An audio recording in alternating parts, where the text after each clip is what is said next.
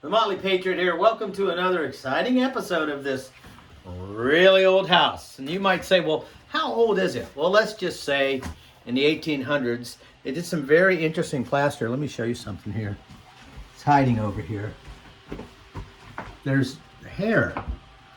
My house is a carrot top. I think I covered it there. There's another one here. But there's red hair all throughout all the plaster. And I guess it's cow hair, I don't know. But anyway, I digress. Hog hair. Hog hair. It could be people hair. I don't know. You know, it could have been Jeffrey Dahmer living here. Let's hope not. Anyway, there is hair in the plaster. Hog hair, I guess they say. But anyway, when we had the earthquake, it set a couple of things into motion. And we had some serious cracks throughout all because it's really old plaster. And it had been patched a number of times. There's some areas that were patched, 1950s or something, where they used a mortar style mix. And then they did a bunch of splatchy, throw a bunch of drywall compound and then trowel it down. I don't know. I hate it. I despise it. What I'm going to lean into, if you look over here, I am trying to get the old plaster. And I'll bring a finish on this. A final draw. We might even use some crushed marble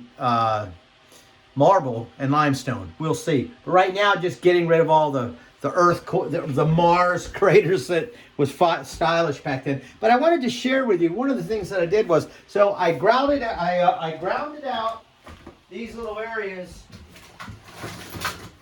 where the cracks were. Everybody's tried to just patch the cracks. It doesn't work. So I've got this oscillator with a diamond blade. I got that at Harbor Freight and, of course, the Milwaukee grinder. And I just kind of cut that crack out. I'm going to tape that crack. I've used these plaster buttons, and I've used a little bit of expanded wire mesh because I'm trying really hard to maintain the authentic plaster whenever possible. And you can see all of this was basically the house. If you pull back a little bit, camera gal, you can probably go wide angle if you want.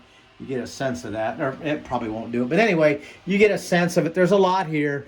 I brought a beadboard here because this is a high traffic area, so naturally it's going to always get hit. So I found a way to hedge my bets. But anyway, we did here. We did actually, because it was the bathroom. We just used a type of. This is kind of how I fake plaster.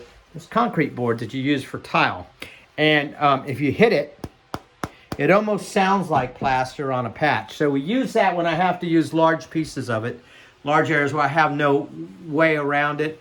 I use this and then I screed a mortar on it and it looks just like plaster. And if you tap it, it sounds like plaster.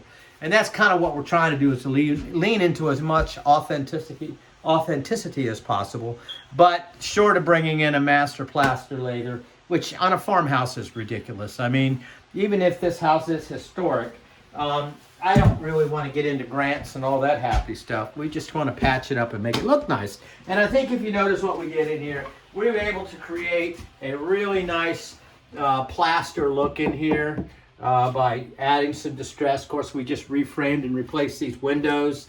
Camera gal did a wonderful job. We used cognac on these, are pine, and then we shellacked them. I really like shellac. If you look over here, we replaced the plaster in the closet with beadboard, again the shellac, and I'm a real fan of shellac, mainly because it's a natural, it would be present in this house in the 1800s. Shellac's been around for a long time. A lot of people are like, oh, it's not durable. It's magnificent. This is a house. There's areas around here probably had shellac on them for 200 years. You flash them with alcohol every 20 years, put a thin coat on it, and you're back to business. So I'm a real fan of shellac.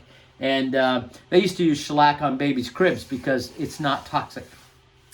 Plus, if you want to strip it, you get a scuff pad and some alcohol, and you can be right back to your wood again. So anyway, the Motley Patriot, I'll close this little video out. We're going to go ahead and I'm using a 5-minute quick set mortar to try to get these things patched over. And what I'll do is I'll put a first coat, then I'll do either a fiber or a one of these style, either fiber or paper.